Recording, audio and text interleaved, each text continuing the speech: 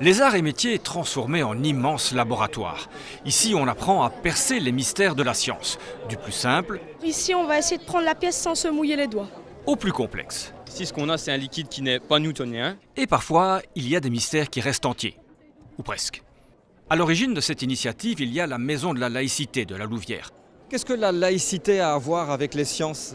Dans les activités scientifiques, on veut remettre au goût du jour les sciences, mais surtout démontrer que la culture scientifique fait partie de la culture générale et que la démarche citoyenne est très proche de la démarche scientifique. C'est de toujours remettre en question, c'est d'observer, de regarder, de réfléchir et de vérifier ce qu'on énonce. Et maintenant, on va faire un petit tour du côté des stands. Allez, on commence par le coup de la pièce, tiens.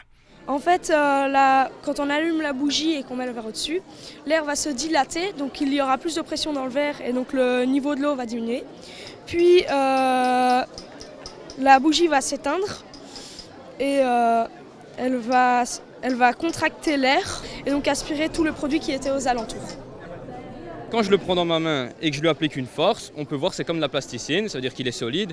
Et dès que je vais le relâcher, il va redevenir liquide. Tout Le simplement. phénomène est dû qu'en fait vous avez mélangé ici 2 tiers de fécule de maïs ou de la maïzena pour 1 tiers d'eau. On a mélangé de toute façon homogène et la couleur vient d'un colorant.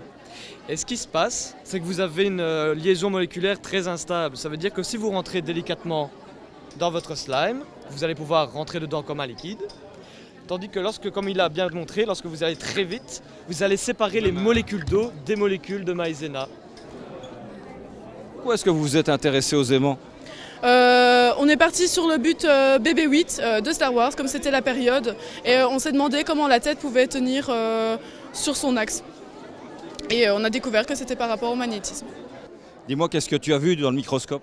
Des traces de vermisseaux, on dirait des vers de terre qui décomposaient la terre. Derrière l'exposition, il y a aussi un concours. Pas question de prix Nobel, bien sûr, mais quand même un beau voyage aux Pays-Bas pour les lauréats. Et qui dit concours dit jury. C'est très gai de voir ces jeunes qui se sont mobilisés pour présenter quelque chose qui est très sympathique et qui est très intéressant. Parfois, je suis prof de sciences, mais j'apprends encore des choses.